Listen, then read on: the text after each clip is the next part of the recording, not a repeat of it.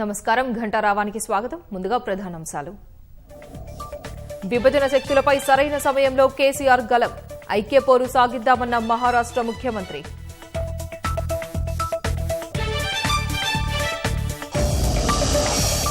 ఈ నెల 20న ముంబై వెళ్లనున్న సీఎం కేసీఆర్.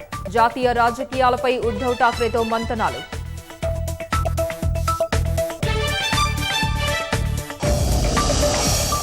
భాజపా మేలుకే మూడో ఫ్రంట్ ముచ్చట్లన్న కాంగ్రెస్.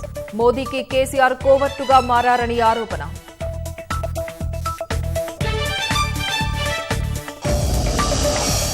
హర్యానాలో 4 ప్రాణాలను బలిగొన్న సెల్ఫీ సరదా. వంతెనపై ఫోటోలు తీసుకుంటుండగా యువకులను ఢీకొన్న రైలు.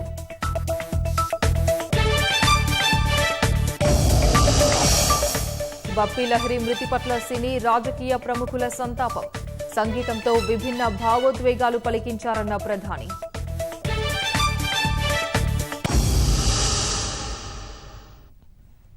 మహారాష్ట్ర సీఎం ఉద్దవ్ ఠాక్రేతో ముఖ్యమంత్రి కేసీఆర్ ఈ నెల 20న సమావేశం కానున్నారు.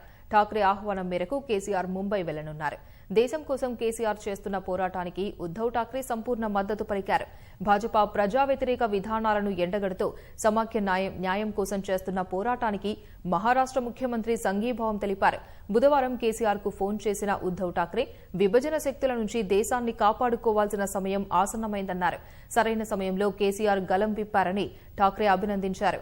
రాష్ట్రాల హక్కుల కోసం దేశ సమగ్రతను కాపాడేందుకు పోరాటం కొనసాగించాలని, ఈ దిశగా ప్రజా మద్దతు కూడగట్టాలని కేసీఆర్ కు సూచించారు. తాము సంపూర్ణంగా మద్దతిస్తామని స్పష్టం చేశారు.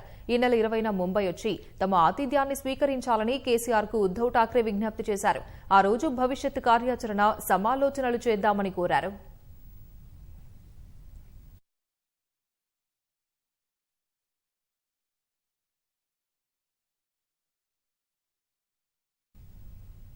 రాష్ట్ర వ్యాప్తంగా పలువురు కాంగ్రెస్ నేతలను పోలీసులు గృహ నిర్బంధం చేశారు. ఎస్పీ కార్యాలయాలు, కమిషనరేట్ల ముందు ధర్నాలకు పీసీసీ అధ్యక్షుడు రేవంత్ రెడ్డి పిలుపునివ్వడంతో పోలీసులు అప్రమత్తమయ్యారు. ముఖ్య నేతలను ఇంటి నుంచి బయటకు రాకుండా అడ్డుకున్నారు. అసోం సీఎంపై ఎఫ్ఐఆర్ నమోదు చేయాలని డిమాండ్ చేస్తూ కాంగ్రెస్ నేతలు రాష్ట్ర వ్యాప్తంగా 700కు పైగా పోలీస్ స్టేషన్లలో ఫిర్యాదు చేశారు. ఎలాంటి చర్యలు తీసుకోకపోవడంపై ఆగ్రహం వ్యక్తం చేస్తూ ఇవాళ ధర్నాలు చేపడతామని ప్రకటించారు. అందుకు ప్రతిగా పోలీసులు గృహ నిర్బంధాలు చేశారు. హైదరాబాద్ జూబ్లీహిల్స్ లో రేవంత్ రెడ్డి ఇంటిని పోలీసులు చుట్టుముట్టారు. ఇంటి వద్ద భారీగా పోలీసులను మోహరించి ధర్నాకు వెళ్లకుండా అడ్డుకున్నారు. బయటకు రాకుండా ఇంటి చుట్టూ బ్యారికేడ్లు ఏర్పాటు చేశారు. భట్టి విక్రమార్క, ఎంపీ కోమటిరెడ్డి, జీవన్ రెడ్డిని ఇంట్లోంచి బయటకు రాకుండా గృహ నిర్బంధం చేశారు. నిజామాబాద్ లో మధు యాష్కిని, కామారెడ్డికి వెళ్లకుండా షబ్బీర్ అలీని అడ్డుకున్నారు.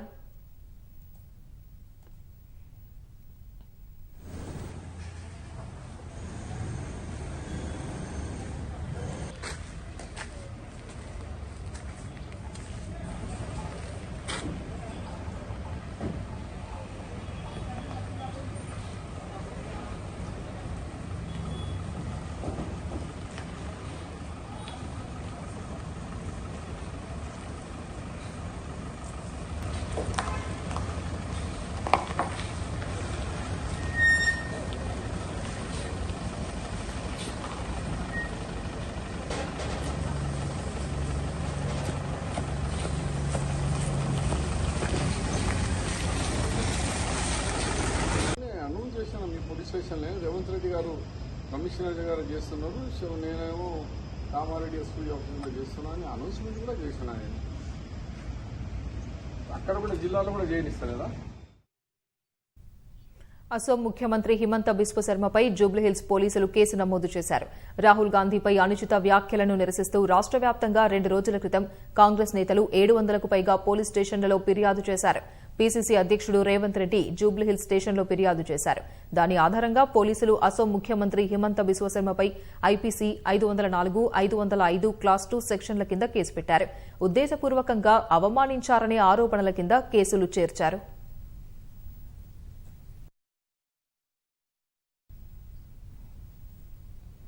సంగారెడ్డి జిల్లా నారాయణఖేడ్లో ఈ నెల 21న ముఖ్యమంత్రి కేసీఆర్ పర్యటన ఏర్పాట్లను మంత్రి హరీష్ రావు పరిశీలించారు.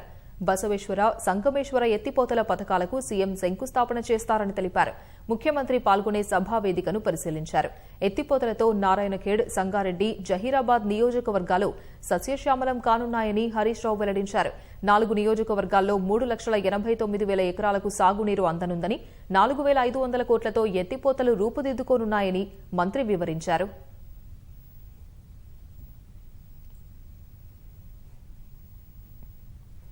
ముఖ్యమంత్రి కేసీఆర్ పాలన దేశంలోని చాలా రాష్ట్రాలపై ముద్ర వేసిందని మంత్రి జగదీష్ రెడ్డి అన్నారు. KCR the man of millions పుస్తకాన్ని మంత్రి ఆవిష్కరించారు.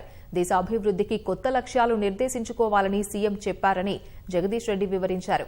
కేసీఆర్ విజన్ను రచయిత దామోదర్ చక్కగా వివరించారని ప్రశంసించారు. తెలంగాణ ఉద్యమం జరిగిన తీరు, రాష్ట్రం ఏర్పడేందుకు కేసీఆర్ అనుసరించిన విధానం, చిక్కుముళ్లను ఎలా ఎదుర్కొన్నారనే అంశాలను పుస్తకంలో రచయిత చక్కగా చెప్పారని జగదీష్ రెడ్డి తెలిపారు. తెలంగాణకు సంబంధించిన ఏదో ఒక పథకాన్ని వాళ్ళ మేనిఫెస్టోలో చేర్చకుండా ఉన్నది ఒక్కటి కూడా లేదు. అంటే కేసీఆర్ గారి పరిపాలన మొత్తం భారతదేశంలోని అన్ని రాష్ట్రాలపైన అంత బలమైన ముద్రను వేసింది.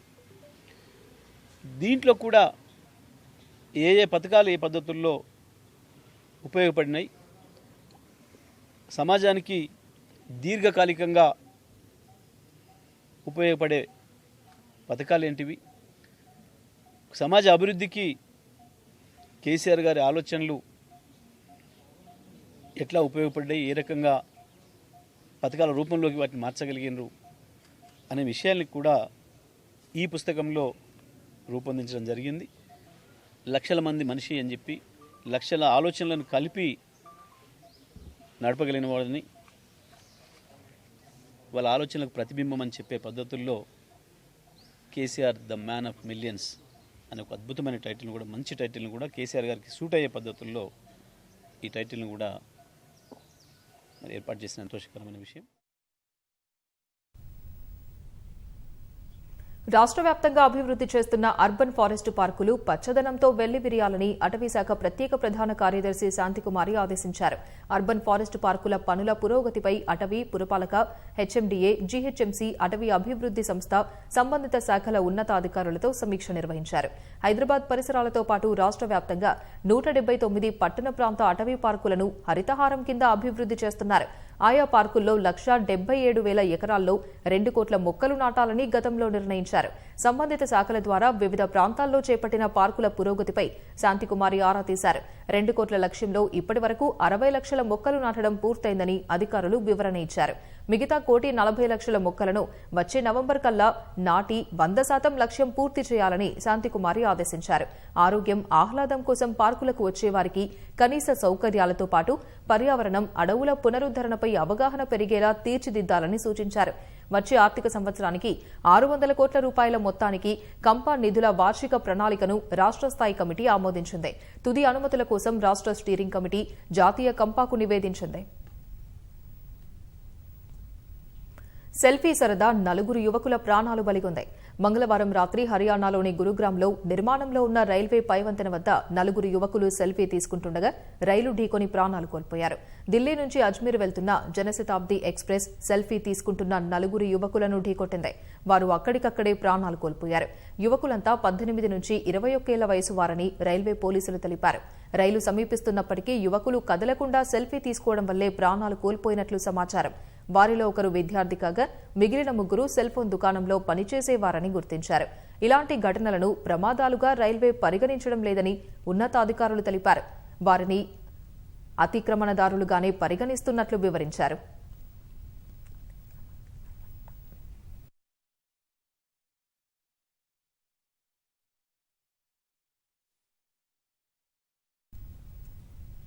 ఆధ్యాత్మిక కవి రవిదాస్ జయంతి సందర్భంగా ప్రధాని నరేంద్ర మోదీ ఢిల్లీ కరోల్బాగ్లోని శ్రీ గురు రవిదాస్ విశ్రమధామ్ మందిర్కు వెళ్లి ప్రార్థనలు చేశారు. దళిత వర్గాల్లో గురు రవిదాస్కు ఎంతో మంది అభిమానులున్నారన్నారు.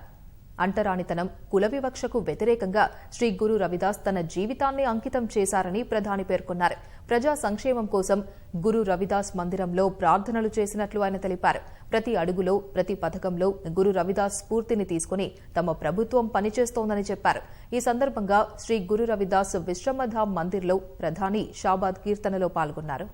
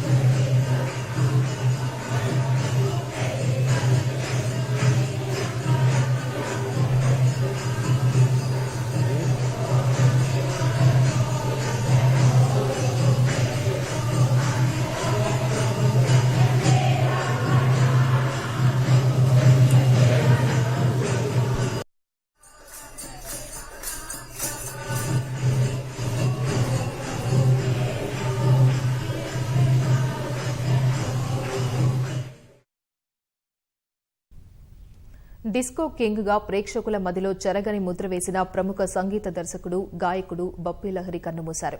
కొంతకాలంగా అనారోగ్య సమస్యలతో బాధపడుతున్న 69 ఏళ్ల బప్పీ లహరి ముంబైలోని ప్రైవేట్ ఆసుపత్రిలో చికిత్స పొందుతూ తుదిశ్వాస విడిచారు. ఆయన అంత్యక్రియలు గురువారం జరగనున్నాయి.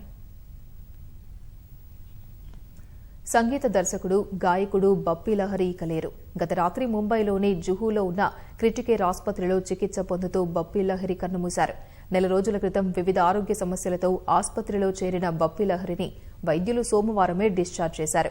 ఒక్క రోజులోనే మళ్లీ ఆరోగ్య సమస్యలు తలెత్తగా కుటుంబ సభ్యులు వైద్యుడిని ఇంటికి పిలిచారు. ఆయన సూచన మేరకు మళ్లీ ఆసుపత్రిలో చేర్చారు. మంగళవారం రాత్రి 11:45 తుదిశ్వాస విడిచినట్లు వైద్యులు వివరించారు. లాస్ ఏంజల్స్లో ఉన్న ఆయన కుమారుడు బప్పీ లహరి కోసం కుటుంబ సభ్యులు వేచి చూస్తున్నారు. జుహూలోని పవన్ హన్స్ క్రిమటోరియంలో బప్పీ లహరి అంతిమ సంస్కారాలను నిర్వహించనున్నారు. బెంగాలీ బ్రాహ్మణ కుటుంబంలో జన్మించిన బప్పీ లహరి అసలు పేరు అలోకేష్ లహరి. పశ్చిమ బంగాల్లోని జల్పాయిగురిలో 1952 నవంబర్ 27న ఆయన జన్మించారు.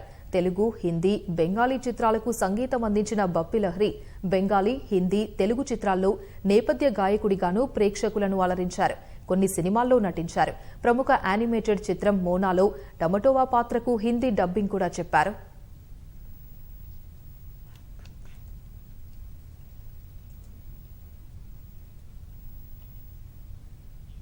రేవంత్ రెడ్డి ఇంటి వద్ద పలువురు కాంగ్రెస్ నేతలను పోలీసులు అరెస్టు చేశారు.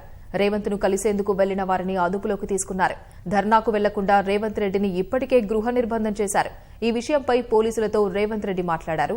ప్రత్యక్ష ప్రసారం ద్వారా చూద్దాం. ఎక్కడ పెట్టలే, ఎందుకు పెట్టలే?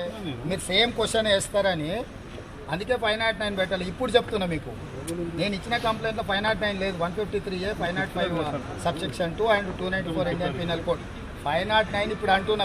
మీరు నిజంగానే మీ ఇంటెన్షన్స్ రాంగ్ లేకపోతే మీరు ఇమ్మీడియట్గా ఈ 504, 505తో పాటు 509 కూడా పెట్టి ఉండేటోళ్ళు.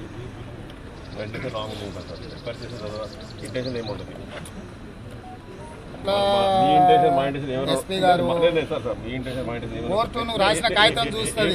మీ మనసులో ఏముంది, నా మనసులో ఏముంది. మీరు ఒకవేళ నిజంగా ఎఫ్ఐఆర్ చేసి ఉంటే అప్రిషియేట్ పోలీస్ డిపార్ట్మెంట్ కాపీ ఇవ్వలేదు కాబట్టి డెఫినెట్ గా మీరు ఎఫ్ఐఆర్ కాపీ నాకు ఇస్తే మిమ్మల్ని అభినందిస్తా. రెండవది, దీంట్లో ఏమన్నా ఇట్టుంటే మళ్ళీ మీకు కంప్లైంట్ రీఎగ్జామిన్ మళ్ళీ కంప్లైంట్ ఇస్తా.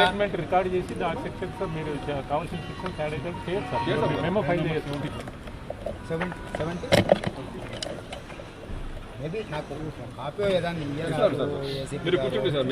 మీరు దాన్ని కాపీ ఇవ్వడానికి కూడా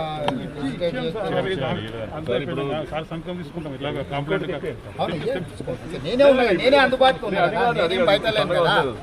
సంతకం అవసరం లేదు, అట్లీస్ట్ కాపీ అని ఇస్తే. ఇప్పుడు నేను ఎందుకు అనుమానించాల్సి వచ్చిందంటే, నిన్న మిమ్మల్ని అడిగితే చేయలేదన్నారు. మీరు చేయలేదన్నప్పుడు నేనే మాట్లాడినా, వేరే వాళ్ళు మాట్లాడలేదు, నేనే మీతో మాట్లాడినా. జరిగింది. అదర్వైజ్ జ్యూరిడిక్షనల్ డిఫరెన్స్ ఉంటాయి మామూలుగా. సో జీరో ఎఫ్ఐఆర్ ఉంది కాబట్టి జ్యూరిడిక్షన్ అట్లా లేదు దేశంలో ఎక్కడ జరిగినా కూడా. మీకు ఫర్ ఎగ్జాంపుల్ అక్బరుద్దీన్ ఓవైసీ ఎక్కడో స్పీచ్ ఇచ్చింది ఉత్తరప్రదేశ్లో, దేశం మొత్తం ఎఫ్ఐఆర్లు కట్టారు. సో ఇది వ్యక్తుల మధ్య జరిగితే జ్యూరిడిక్షన్, వ్యవస్థ మీద జరిగితే ఏ భారతీయ పౌరుడు కూడా ఫిర్యాదు చేయొచ్చు. మేము ఉమెన్ మొత్తం దేశంలో ఉండే మహిళలను, మాతృమూర్తులను అవమానించిండు. వాళ్ళ యొక్క ఇంటిగ్రిటీ మీదనే, వాళ్ళ యొక్క ఏమంటారు, వాళ్ళ యొక్క ఆత్మగౌరవం మీదనే దాడి జరిగింది కాబట్టి మేము దాని మీద ఫిర్యాదు చేసినాం. ఇది ఇండివిజువల్ కేసు అయితే ఎఫెక్టెడ్ పార్టీ కంప్లైంట్ చేయాలి. ఇది ఒకవేళ వ్యక్తులకు నష్టం జరిగింది అనుకుంటే ఆ వ్యక్తి ఫిర్యాదు చేయాలి. వ్యక్తి ఫిర్యాదు చేయకుండా చేయడానికి, కానీ ఇక్కడ వ్యక్తి కాదు, సమాజానికే నష్టం జరిగింది. దాని ప్రకారం మీరు దేశంలో ఏ మూల కంప్లైంట్ ఇచ్చినా మీరు ఎఫ్ఐఆర్ చేసి ఇన్వెస్టిగేట్ చేసి ఏం సెక్షన్స్ అట్రాక్ట్ అయితే, లేకపోతే క్లోజ్ చేయాల్సి వస్తే క్లోజ్ చేయొచ్చు. ఏమీ జరగలేదు అనుకున్నప్పుడు మీరు ఎఫ్ఐఆర్ క్లోజ్ చేయొచ్చు. You have every right to enquire and investigate and charge షీట్లో మీరు ఏం చేయాలో చేయొచ్చు.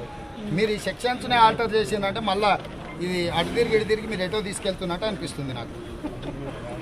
అంటే అదే ఆపరేషన్ సక్సెస్ పేషెంట్ డెడ్ అనే పని చేయకండి. ఆపరేషన్ సక్సెస్ అయింది కానీ పేషెంట్ చచ్చిపోయినానంటే ఎఫ్ఐఆర్ చేసినాం కానీ నేరస్తుని తప్పించినాం అన్నట్టు ఉంటే ఎఫ్ఐఆర్ చేసే లాభం. ఈ కాలంలో హేమంత్ బిశ్వ శర్మ అన్నారు కదా, దాంట్లో నేరం లేదంటే ఛార్జ్ షీట్ అప్పుడు ఈ సెక్షన్స్ ప్రకారం నేరం లేదు, క్లోజ్ చేసినాం అన్నారు అనుకో.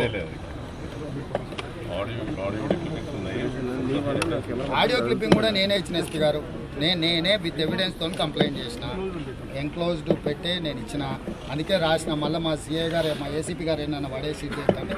Enclose the electronic copy of the interview absence speech dated 11/2/22 made by the accused Himanta Biswa Sharma Uttam Singh Nagar district Uttarakhand అని చెప్పి రాసి క్లియర్గా ఎవిడెన్స్తో పాటు ఫిర్యాదు చేసిన.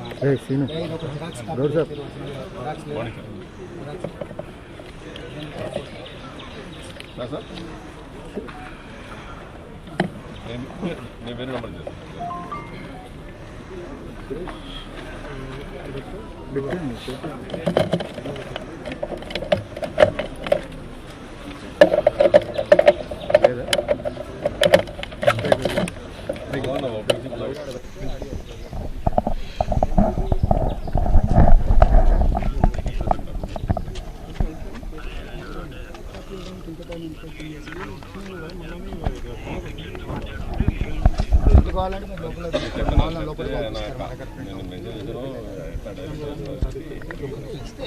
నాకేంది అదే తీసుకొచ్చి మాట్లాడతా కదా. నేను ప్రెస్ వాళ్ళు చూపించారు నాకు ఈ సెక్షన్లలో ఎఫ్ఐఆర్ అయిందని, అందుకెళ్ళి నేను రాసుకున్నా అసలు ఏమవుతుంది.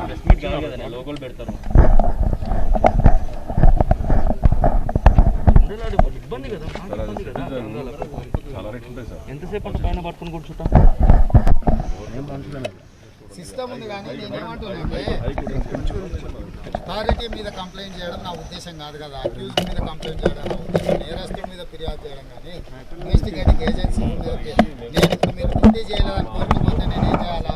పోలీసులు సహకరించలేదనే లైన్ తీసుకోవాలా? మీరు మనోళ్ళు, మీ మీద ఎందుకు మాకు? ఒక లీగల్ టీమ్ ఉంది సార్, లీగల్ తీసుకొని రిలవెంట్ సెక్షన్ అప్లై చేస్తాం. మీకు దీని మీద ఏమైనా గ్రీవెన్స్ ఉంటుంది sir, you can file further petition also. You will take it, nothing to worry, you will take it. ఇప్పుడు గ్రీవెన్స్ చెప్పండి సార్, మీకు ఎఫ్ఐఆర్ ఇచ్చినప్పుడు మీరు ఏం చెప్పలేదు? పర్సనల్గా ఏం అంతా లేదు బాగానే సార్, ఉందన్నారు. పర్సనల్గా మీకు మాకు పర్సనల్ ఏం లేదు సార్. ఓన్లీ ఎన్నిసార్లు అర్ధరాత్రి వచ్చి కూర్చుకుపోయినా కూడా పర్సనల్గా ఏమన్నా అన్నాను అంతే కదా. మా ఇంటికి వచ్చిన వాళ్ళందరినీ కొట్టి పట్టుకొని పోయినా ఉన్నాను, బయట అందరినీ కొట్టిర్రు మీరు. నేను లోపల కూడా చూస్తూనే ఉన్నాను ఎవరెవరిని ఎట్లా కొడుతుర్రు. నేను పాతోని నువ్వు ఎక్స్పీరియన్స్ ఉంది, నన్ను అరెస్ట్ చేసుకుంటాను ప్రతిసారి నిన్నే 2015 నుంచి నిన్నే డెప్యూట్ చేస్తారు అరెస్ట్ చేయమని. తప్ప అంటలేదు, మీ డ్యూటీ మీరు డిశ్చార్జ్ చేస్తారు, నేనేం మిమ్మల్ని తప్పు పట్టట్లేదు. అట్లా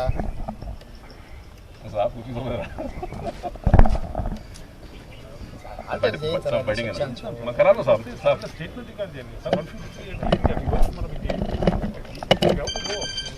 అవును, ఈ రెండింటికి ఎట్లా రైవాను, ఈ రెండింటికి ఎట్లా రైవాను ఏసీపీ గారు చెప్పు. 504 ఇప్పుడు నేను ఇచ్చిన దాంట్లో 504 లేనే లేదు. వెన్ యూ హ్యావ్ అరైవ్డ్ ఎందుకు నేనే ఫోన్లో చూసే 153 ఏం చెప్తుంది ఇక్కడ ఫోన్లో బిల్కుల్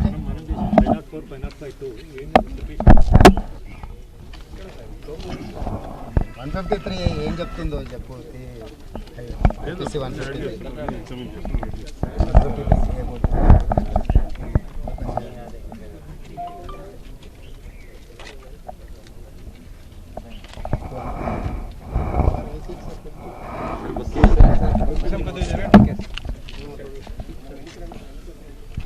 సార్ లోపల కూర్చున్నాడు, మీరు బయట తీసుకుంటారు. సార్కి ఫిజికల్ ఎఫ్ఐఆర్ కాపీ పుట్టినాక సార్ బయట ఇస్తారు, అప్పుడు మీరు వెళ్ళిపోవచ్చు. 153A promoting enmity between different groups on grounds of religion, race, place of birth, residence, language etcetera. ఇక్కడ రేస్ అంటే men or women, place of birth అంటే నువ్వు ఎక్కడ పుట్టినో ఎవరికి పుట్టినో అనేది. సో ఇది క్లియర్గా రెసిడెన్స్, లాంగ్వేజ్ ఎక్సెట్రా ఏది మాట్లాడినా కూడా it attracts 153A. So by words either spoken or written or by sign by visible. ఉక్రెయిన్పై రష్యా దాడి చేసే అవకాశాలు ఇంకా కనిపిస్తున్నాయని అమెరికా అధ్యక్షుడు జో బైడెన్ తెలిపారు. కొందరు సైనికుల్ని వెనక్కి పిలిచామని, చర్చలకు సిద్ధంగానే ఉన్నామని రష్యా అధినేత పుతిన్ చెప్పినప్పటికీ అమెరికా పూర్తిగా విశ్వసించడం లేదు. యుద్ధానికి దిగితే స్వయంగా గాయం చేసుకున్నట్లే అవుతుందని రష్యా అధ్యక్షుడిని జో బైడెన్ ఘాటుగా హెచ్చరించారు. ఉక్రెయిన్పై రష్యా యుద్ధానికి దిగితే అమెరికా మిత్రపక్షాలు నిర్ణయాత్మకంగా స్పందిస్తాయని బైడెన్ తెలిపారు. ఉక్రెయిన్ సరిహద్దుల్లో ఇంకా 1,500,000 రష్యా బలగాలు ఉన్నాయన్న అగ్రరాజ్య అధినేత దౌత్యపరమైన మార్గాలు తెరిచే ఉన్నట్లు చెప్పారు. ఉక్రెయిన్పై దాడి వార్తలను పదే పదే ఖండిస్తున్న రష్యా ఆ దేశాన్ని నాటోలో చేర్చుకోరాదని డిమాండ్ చేస్తోంది. గతంలో సోవియట్ యూనియన్ దేశాల నుంచి తమ బలగాలు వెనక్కి తీసుకోవాలని నాటో దేశాలను కోరుతోంది. 3 అంతస్తుల భవనం నుంచి కింద పడిపోయిన 4 ఏళ్ల బాలిక ఎలాంటి గాయాలు కాకుండా సురక్షితంగా బయటపడింది. ఉత్తరప్రదేశ్ మథుర జిల్లాలో ఈ ఘటన జరిగింది. కొత్వాలి ప్రాంతంలోని స్వామిఘాట్కు చెందిన దివ్య అనే 4 ఏళ్ల బాలిక తన తల్లితో కలిసి ఇంటి 3వ అంతస్తుపై ఆడుకుంటోంది. ఆడుకునే క్రమంలో దివ్య పైనుంచి ఒక్కసారిగా కిందకు పడిపోయింది. కింద పడిపోయిన దివ్యకు ఎలాంటి గాయాలు కాలేదు. అయినప్పటికీ చిన్నారిని కుటుంబ సభ్యులు, స్థానికులు కలిసి హుటాహుటిన జిల్లా ఆసుపత్రిలో చేర్పించారు. వైద్య పరీక్షలు నిర్వహించిన వైద్యులు ఆమె పూర్తి ఆరోగ్యంగా ఉన్నట్లు ప్రకటించారు. 3 అంతస్తుల భవనం నుంచి కిందకు పడిపోయిన బాలిక సురక్షితంగా ఉండడంపై స్థానికులు ఆశ్చర్యం వ్యక్తం చేస్తున్నారు.